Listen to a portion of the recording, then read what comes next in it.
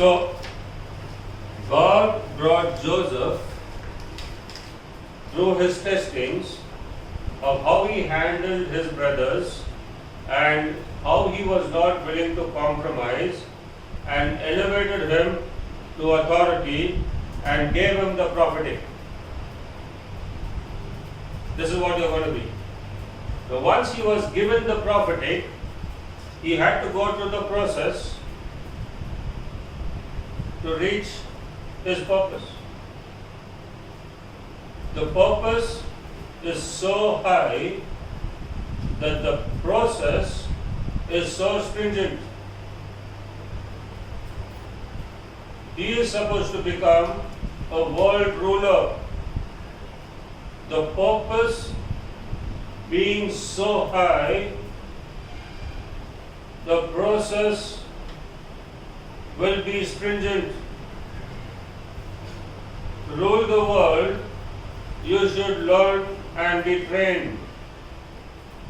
To rule anything, you should be trained. The initial training was not sufficient. You will mess it up in ruling the world. You don't know any history of any pharaoh as well as you know the history of Joseph till today. Everything Joseph said and did is recorded in the eternal book. Very few things what Pharaoh said and did is recorded. They try to find out what he did by seeing this carving and that inscription and this and that. They try to connect the dots. But Joseph's story is very clear because Joseph ruled very well, God records it. But for you to reach there is a process. So the Father calls Joseph in the process as the prophetic unfolds. Remember, when the prophetic unfolds in your life, you will go through a process. It will make you cry bitterly, but be happy that one day things will come under your in charge. You will be in charge. Because Joseph cried bitterly. He had to make a shift. He had to get out of his comfort zone. No more being pampered by his father. Now he will find new lands and new supervisors, new people who will try to father him. And his father said, take some gifts and go and check out on your brothers. But his brothers wanted to do away with this dreamer. His brothers wanted to do away with this dreamer. One of the things about the prophetic is, the world around you will think you are a dreamer because they can't see the signs in the spiritual. They can't recognize it. The same problem they had with Noah. They thought he is a dreamer. They thought he is wasting his time and talent and efforts and making one big box. They never understood the prophetic. And so, they wanted to do away with the dreamer. They caught him and threw him in a pit, which was actually a cistern. A cistern is a place which stores water, and it says there was no water in it. That means it was a dry pit. It tells you when you are thrown far away, do you have it within you in your system to carry on? That is why it is so important to be with the Word, to read the Word and to absorb the Word, so that whether there is water around you or no, you will become the streams of living water that will flow out of you. But Jesus said, streams of living water will gush out of you. Torrents of living water will gush out of you. The cistern had no water. The only water inside was Joseph. He was thrown into this dry cistern. The world will be dry and will be like a pit. And the very people you think you had authority over will be the people who will want to finish you off. And they will throw you deep down, far away into a dry and arid place. And that's where Joseph cried a lot. And he screamed from there. His process had begun. And who comes to his rescue? Judah. In the prophetic insight, the Lion of the tribe of Judah is the one who rescues you in these situations. He was there on the water when Peter was sinking below the water. He was there on the other side of the lake when the man was demonic possessed with legions of demons in him. The Lion of the tribe of Judah will be there at the right time to rescue you. Judah rescued Joseph and sent him on his journey for his purpose. We will sell him. Why should we kill him? He has a purpose. He has a journey. Let us send him on. And Judah sends him on his journey, and Joseph arrives in a strange land. And that strange land happens to be the capital of the world. The world capital. The prophetic will bring you into the happening place. The prophetic will make you prominent, but there's a process to becoming prominent because you have to be refined. It's your choice. If you choose to go the way of the prophetic, you'll be glad for all eternity, and you will get a slice of this physical realm. You will be a history maker. He landed up in the world capital, and he was set up on a stage for grabs. He was put up there to be sold as a slave. He could be bought by any thug, by anybody. He was a slave. He had no say for himself, but in the prophetic, if you submit to the prophetic, be sure God is in charge.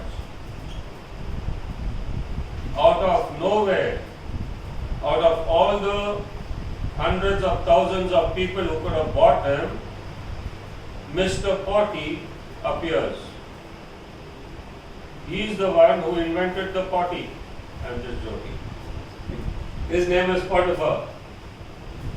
Mr. Potty appears because he wanted a personal servant. He personally came to check out. Goes up on stage. The Ishmaelites have come. The Ishmaelites. Pardon? Traders. The traders. Mr. Potty comes there and offers a good price for Joseph. Only Potty could afford it. That's the property. Of all the days, of all the times, of all the sales, of all the markets, it had to be this. This is God's hand, and this is the process. Yet, if we do not know the property, we'll say, "Why me, Lord? Why am I up here like a slave? Why am I being purchased as a slave? I am your child. Why me, Lord? Why do the others reject me?" You know, everybody rejected him. Why everybody rejected me, Lord? What is wrong in me? But I can imagine Joseph up there, and I believe, this is my imagination, you don't have to believe me, but there could have been many, many bidders, but the Ishmaelites knew that this guy was a blue-eyed blue-eyed guy who had a lot of capacity, and they were bargaining for a very high price, knowing that these fellows will buy him. Somebody is going to come and buy him. And all along, Joseph standing up there for the first time in his life, he is observing world economics, how the world bargains, how the world sells and buys, and all these things are important because he puts it to use when he begins to sell grain. This was his classroom of how people value, how people try to recognize, how people try to bargain, how people try to fool or try to cheat. He's seeing all this on that stage because he's up for grabs. He's one of the commodities to be sold. He's watching everything else, how the women are sold, how the sheep are sold, or the camel are sold. He's watching all this and he's seeing the world market for the first time in his life. He's seeing these things. First-hand experience of the world. You want to rule the world, God will take you to places. God will show you. He will train you. And so he was purchased by Potiphar, and his first assignment was to manage Potiphar's household. He was managing his brothers that came in handy. Potiphar took him on a trial basis first before he could give him his position, and Joseph just repeated the same practice. Sir, that fellow, no, he's chewing tobacco. That fellow, no, he's stealing. That fellow keeps eating. He said the same things. Potiphar made him manager. He just demonstrated character. Generally, you might have observed, I have observed this in my work, when you hire people, they are against you. They have a resentment. Though they want your money, they feel, oh, this fellow got all the money, why should I work for him? I try to sleep, I try to laze, any of the money is going to come. Damn him, who will do a good job. I've seen all this. But character tells you that does not work. So Joseph did what he learned in his house. And Potiphar got so impressed that he made him manager of everything he owned. Only with regard to his wife, he was in charge. And so, what was the attack on him? His robe was stripped away. What did his brothers do to him? They stripped away his robe. This is the second time his robe was stripped away. I told you the Bible is full of tools. His robe was stripped away. When the attack comes, the enemy first wants to take away your authority. What does the enemy want from you? To take away your authority. What did Satan tell Jesus? Bow down and worship me. In other words, in whatever authority you have, let it submit to me. Satan wants to take away your authority. His robe was stripped, and then he was insulted. He was mocked at. When Potiphar got to know this, Potiphar had to save his face, and so he threw him into the prison. What happened in the prison? He came into authority. Again. So what does this tell you? Nothing can ever overpower property. Every person should learn about both the ends of the spectrum. God will balance our teachings on both sides. Only if you know how to rule in Potiphar's house will not make you a good ruler. You need to know the other end.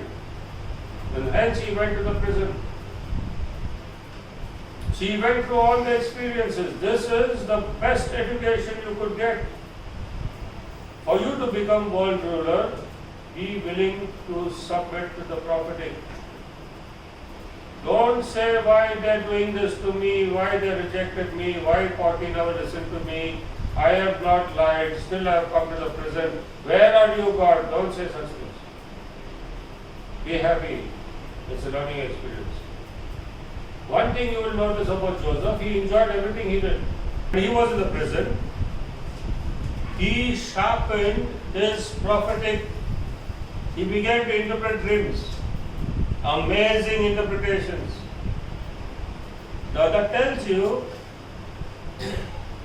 in any situation, are you serving?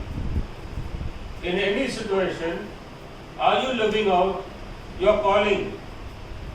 Whatever the situation may be. Are you living out your calling? He could have switched off and said, I'm in prison, I'm waiting for the day I come out of prison and I'll carry on. Right now, who cares? But he became the ruler of the prisoners. I mean, just imagine what you'll rule in the. You think this is a US prison? This is Egypt. Because God's people will transform the atmosphere they are in. When God's people enter, there's a shift in the heavens. That means the earlier heavens, the darkness will move when the light will come in. That's why we are called the light of the world. When there is a shift in the heavens and when the light comes in, everything around you will change. And you will bring in order from disorder. This is what God's ways are, and this is what God helps us to do. And hence, this prison steward, prison manager, was told the dream. And he interpreted the dream. So much so he told the wine bearer, remember me when you come from the Pharaoh. My question is, why he said Pharaoh? Why didn't say Potti? Why didn't say anything else? Remember me when you come from the Pharaoh. The point is, he understood his dream. And he knew in the direction he was going in. He knew his direction. Because he lived in the prophecy. He was looking forward to that day of his calling, or his higher calling. And this fellow remembers him after 2 years. That tells you his training carried on for another 2 years. You need to know the dark side as well as the bright side to be a good ruler. And the day he was to come from the Pharaoh was the day appointed by God. Did you realize that? God gave Pharaoh a dream. Otherwise, it wouldn't have happened. And that dream changed world history. It was talking about times to come. It was the end times for that world. God gave them a dream, and nobody could interpret the dream. That troubled Pharaoh. Hence, the person who God kept for the moment was called out. Pharaoh was told about Joseph. Pharaoh never lost a breath and asked for Joseph to come here immediately. And I can imagine immediately in Pharaoh's context, yet they had time to shave off Joseph's beard. The Bible says that. They shaved his beard and trimmed his hair and brought him before Pharaoh. That's immediately for you. Praise the Lord. There's insight in that, but not for today, some other day. And it tells you that Pharaoh himself was a disciplined fellow. He's not willing to meet up with any vagabond or any self-styled hero or any guy who walks out of a prison as it is, as his various condition, He will only speak to people who are well groomed. Good quality. The world has got high standards. People come to church with very low standards.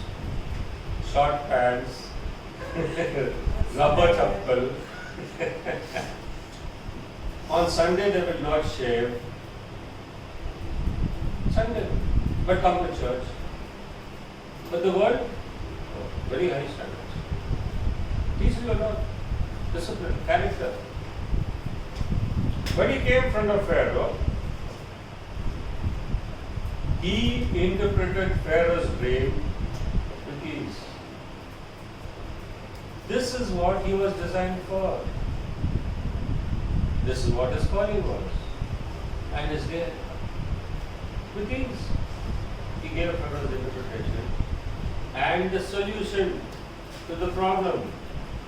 This is high stuff. This is priestly stuff. Who will give you solution to the problem? They'll tell you a problem and they'll walk away, take money from you, talk about that. This man gives solution to the problem. This is kingdom work. Kingdom never does half a job. It's the astrologers who does half a job.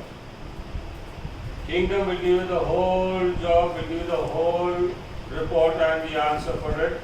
And verse 37 of chapter 41 says, the plan seemed good to Pharaoh and to all his officials.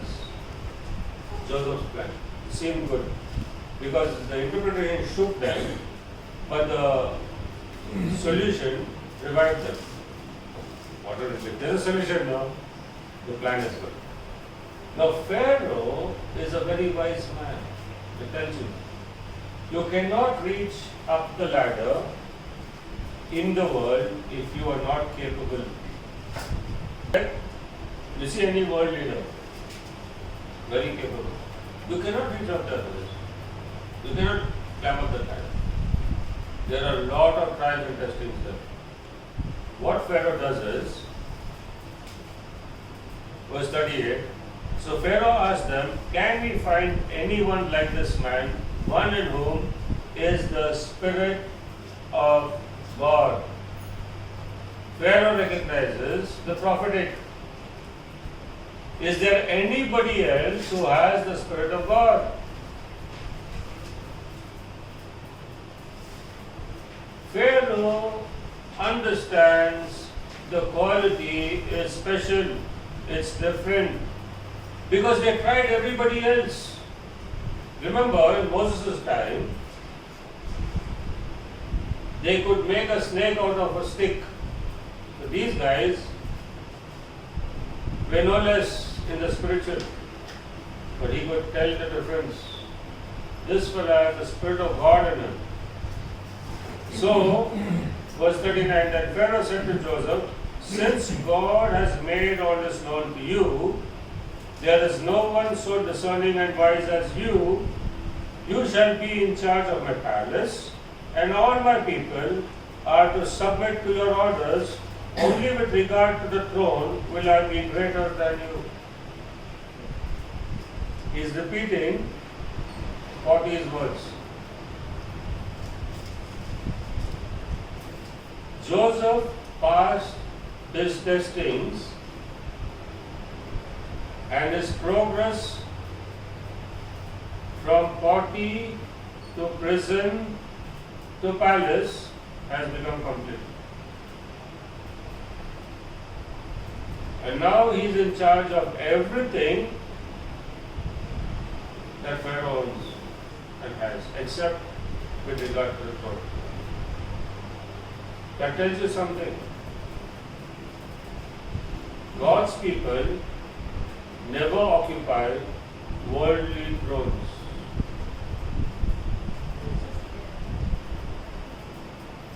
We feel that Pharaoh was above Joseph, but in the spiritual, Joseph was way above Pharaoh. You never see an example in the Bible where God's people were on worldly thrones.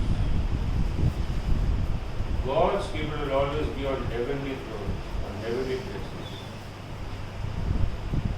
ruled from above. And hence the process go through the process. The breaking away, the chipping away of the rugged and the rough. The things that does not please God and the things that are bad to your testimony. You have to go through that process. David was a fugitive for so many years, running away from Saul. What was his mistake?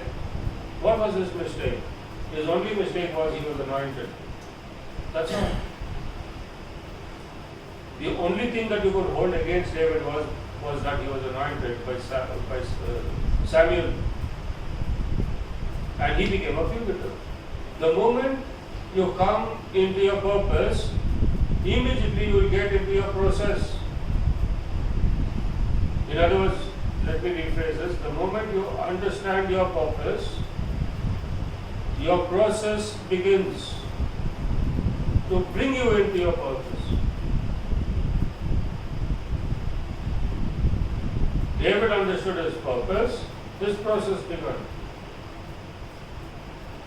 Joseph understood his purpose, his process began. And here it culminates. I make in charge of all I have and all my people, except for the throne. You will be greater. Everybody will submit to you.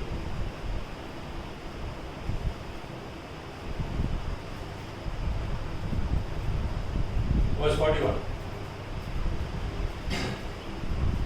So Pharaoh said to Joseph, I hereby put you in charge of the whole land of Egypt. Then Pharaoh took his signet ring from his finger and put it on Joseph's finger. The immediate transformation and restoration of the prisoner man, he receives the signet ring of Pharaoh. That means Pharaoh can never question him in his decisions. The moment he puts the sign, it's over. It's ratified by Pharaoh automatically. He is not even going to check what was written, what was said. It is done. He puts the ring on his hand. You will impress the world rulers if you understand your purpose. And if you go through your progress, you will impress them. There is no way they will not respect you. But are you willing for the progress? Very important. He put the signet ring on Joseph's finger.